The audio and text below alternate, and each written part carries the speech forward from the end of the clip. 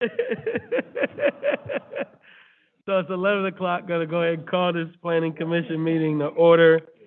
It is November 2nd, Tuesday, election day, and we have a short agenda today, but we'll start with a roll call. Mark, you want to do roll call?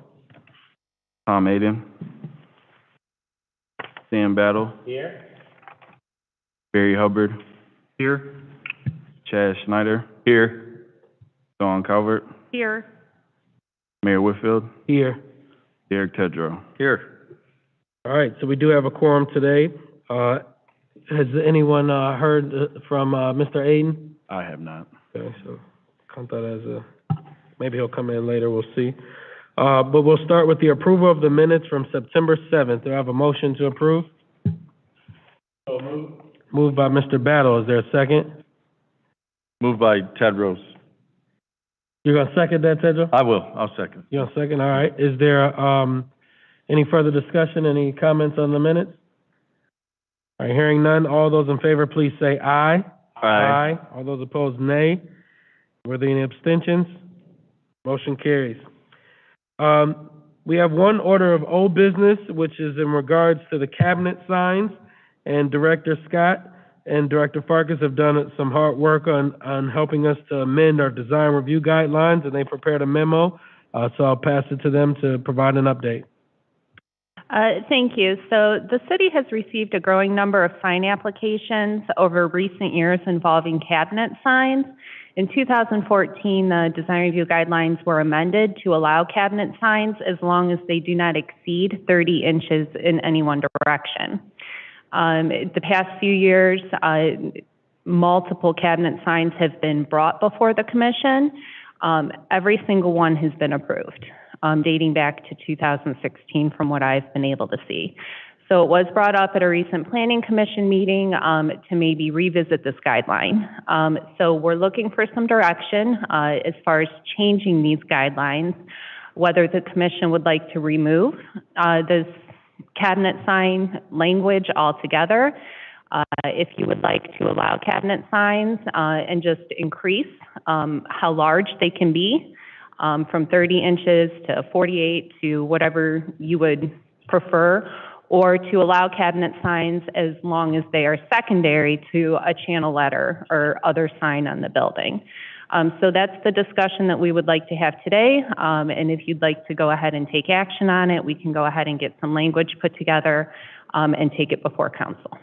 Thank you, Director Scott. And from my understanding, Mr. Hubbard, this was something you initiated, and so as Director Scott mentioned, they've come up with some recommendations for us as a board. One of them is leave it as is and continue to see these and just get through it. One is remove the language altogether around cabinet signs and just allow them. And then the third would be to amend it and change the size of the signs. So it's, I'll pass it to you and kind of. Right. Yeah. My major concern is if we keep on granting the exceptions, it seems kind of silly to have a rule in there that we aren't really going with. Do you know at all what the original intent was or concern was when we put in that restriction on the cabinet signs in the first place?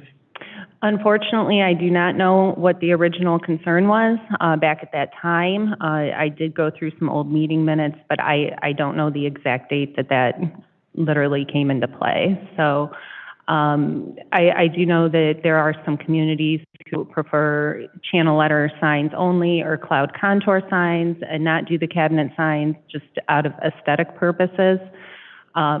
We have heard from a couple of businesses in the past where it is more cost effective for them to do a cabinet sign. You find that typically where it's multiple tenants in a building, like in a strip plaza. So if they have, rotating tenants, it would be cheaper for them just to replace the face of a cabinet sign as opposed to get all new channel letters. So that's something that should be taken into consideration. Do you think that either one of these changes would both have removed the necessity for a lot of these people to have come to Planning Commission, or because I know it sounds like you're kind of suggesting what two approaches, either removing it altogether or saying in essence if it's just incidental to other signage and consistent. Would that move also have made it so many of these things that we've approved anyways would have been allowed without our input? Yeah, so, like I said, every business that has wanted to do one of these cabinet signs that has come before the commission, it has been approved, in recent years. So I think that, you know, in terms of being business friendly and in doing these design review guidelines, do we want to continue to have businesses come before the commission and delay or cause potential delays to their signage, for, you know, approval or non-approval, or, you know, just amend it altogether? Yeah, Mr. Farkas? Thank you, Director. The zoning code also governs size of signs dependent on district, so we will have some kind of filter that this will go through. Ultimately, depending on the building frontage, let's take a Walmart that has 350 feet, if I remember right, you could do a very large sign on the front of that if they chose to, instead of the channel letters. My recollection of the intent of this was to control the aesthetic appeal of the type of signage that was installed. You get these interchangeable signs that people can put the letters in. Big windstorm comes, the letters blow off. It was designed to kind of control the aesthetic appeal of, more commonly, from what I recall, the downtown district, where we have a lot of businesses, where you have a lot of signage, and to give it some kind of appeal, from what I remember. Thank you for that, Mr. Farkas. Mr. Snyder? You spoke of downtown, and that was my question. This would apply to downtown, too? It doesn't have its own separate rules? Through you, so we have our general design review guidelines, and then the downtown district has an additional set of guidelines. So we could amend the downtown guidelines to allow cabinet signs as well, or, you know, not. So I guess that, you know, that would be a question for legal. Would both sets of guidelines have to be amended, or just the one if it's in the general? Because we typically...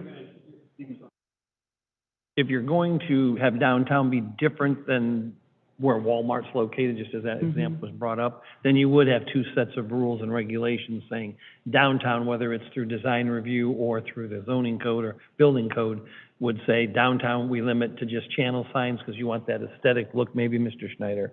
But box signs would be allowed in outlying districts. So you'd have to specifically, if you're going to want two sets, you can do it. You just need to tailor the language to cover that. Box signs would be tougher downtown just because of sidewalk and everything. Well, that's what I was thinking, is we probably should look at not allowing these type of signs downtown and being more flexible overall in areas that are a little larger and have more frontage and yeah, and in all a of that. unique situation such as a restaurant or a public entity that needs they'd have to file for a variance at that point. Makes sense. Thank you.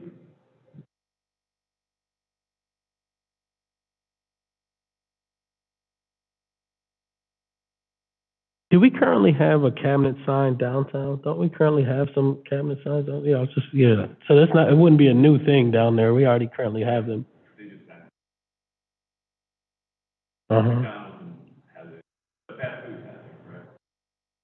There are, Paradise. through you, there are multiple types of cabinet signs. Typically, you see them mounted on poles. I'm trying to think. The old KFC, that is now Lenny's Chicken, they have a banner temporarily covering that cabinet sign. And the cabinet signs, though, that was the technology back in the day. We have improved. We get a lot of these where the plastic lenses blow out, and then you see the guts and you see the lights. With those kind of controls, the zoning code does govern specific sizes, but I think I go back to the aesthetic appeal of having so many of those, where you go down, it looks like a Vegas Strip, you got all these different signage. I think that my feel from what I remember reading was to kind of get away from that. So I guess my last question would be, though, when was the last time that we denied a cabinet sign request?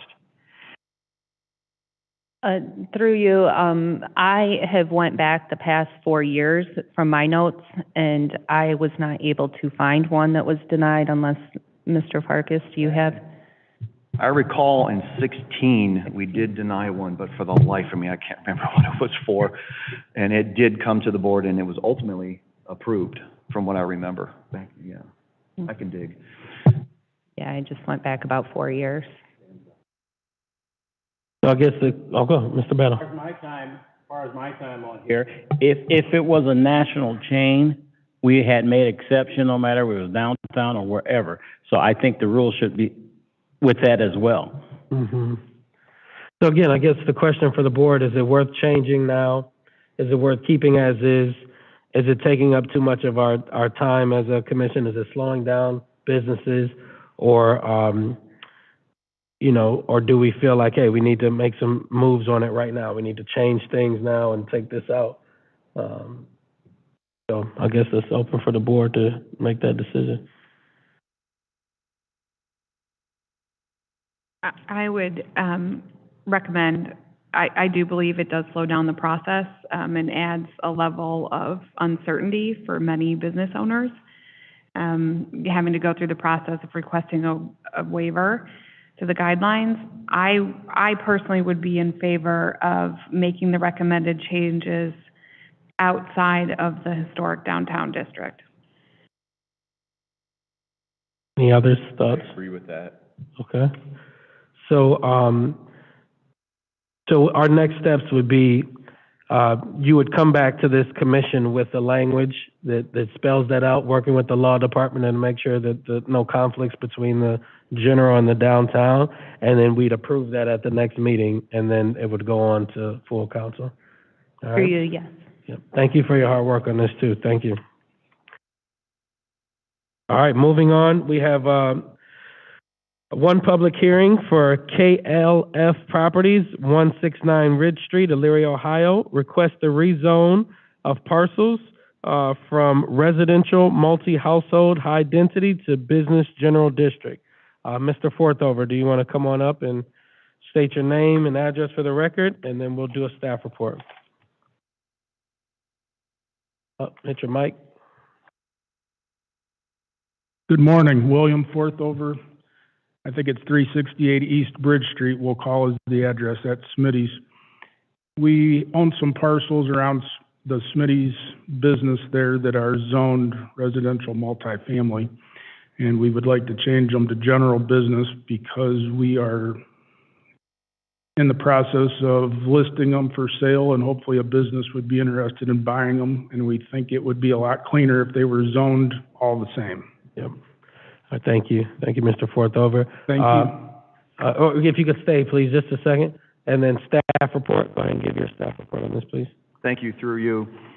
The request is the rezoning of 169 Ridge Street, parcel number 0625-064-000-007, and the adjacent abutting vacant parcel 0625-065-000-001, from a residential multi-high household density RMHH to a business general district. Findings: RMHH, 169 Ridge Street, and the parcels are currently zoned residential multi-household high-density district, the requirements of which can be located in the Elyria Codified Ordinance, Chapter 1152. It is the purpose of a residential multi-household density district to establish and maintain high-quality areas within the city for high-density multi-household dwellings, to preserve the existing residential neighborhoods characterized by high-density multi-household units. The principally permitted uses are regulated in Section 113710 for multi-household dwelling units, non-commercial recreation, religious places of worship, single household dwelling units, and two household dwelling units. Business general. The intent of a business general district, of which requirements can be found in the Elyria Codified Ordinance, Chapter 1160, are as follows. The purpose of a business general district is to accommodate and encourage those businesses and establishments offering a multitude of principal permitted uses, allied health facilities, automotive sales, child care facilities, clubs, commercial recreation, dental, medical, government buildings, hospitals, shopping, goods, household services, etc. Note: the specifics of each permitted use listed herein are defined in Chapter 1125 of definitions of the Elyria Codified Ordinance, can be further explained if needed. Staff recommendations. The above request meets with the spirit and intent of the zoning code and attempts to maintain the integrity of the abutting zoning districts, as it would be a reasonable transition for this specific area. I am therefore in favor of the request. Thank you, Mr. Farkas. I'm sure you all are familiar with this area near Smitty's by BP, by the new permanent supportive housing being built. Is there any discussion or any questions anybody from the panel has for Mr. Forthover or for the staff? All right, hearing none, I'll entertain a motion to approve the rezoning of the said parcels from residential multi-household high density to business general district. So moved. Moved by Mr. Tedrow. Is there a second? Second by Mr. Snyder. Any further discussion? Hearing none, all those in favor, please say aye. Aye. Aye. All those opposed, nay. And were there any abstentions? All right, motion carries. Thank you, Mr. Forthover. Thank you very much. And last but not least, we have a phase 2 and 3 preliminary plan approval request for the Ridgewater subdivision. And Mr. Yost, welcome back. If you want to give your name, address for the record, and then if you could give us some background on the project. Yep, Robert D. Yost, 260 South Logan. We're looking for consideration of approval on the balance of the sublots that are within Ridgewater. I think it's 121 or 2 and change lots, if I'm not mistaken. We do have the pavement poured and everything ready to start homes, probably in phase 1. Going to probably start our first one next week. I guess it'll finish out the project. We will submit engineered drawings to Mr. Snyder, probably for 80 solar lots here within the next week or so for his review, and then the balance hopefully will come sometime in the fall.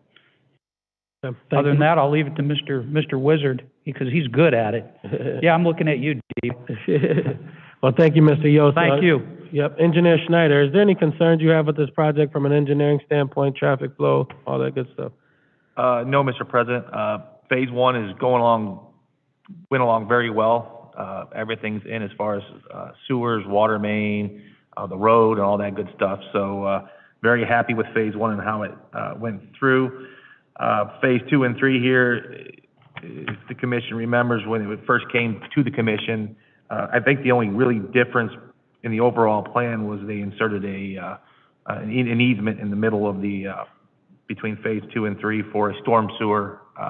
After they looked at the design, they figured that a storm sewer would be better off cutting cross lots. So other than that, it's really the same as what was approved originally with the first submission. Thank you. Mr. Farkas? Thank you, Mr. President. As the board remembers, this case came before us for a conditional use request and was approved last year on 11/4. The current zoning is low-density district. It was permitted to have a cluster-style use. This is just a continuation of the remaining phases that Mr. Yost is going to complete the subdivision.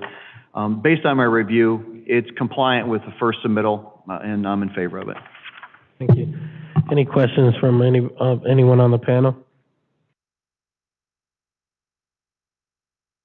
All right, hearing none, I'll entertain a motion to approve the request for the preliminary plans for phases 2 and 3 of the Ridgewater subdivision.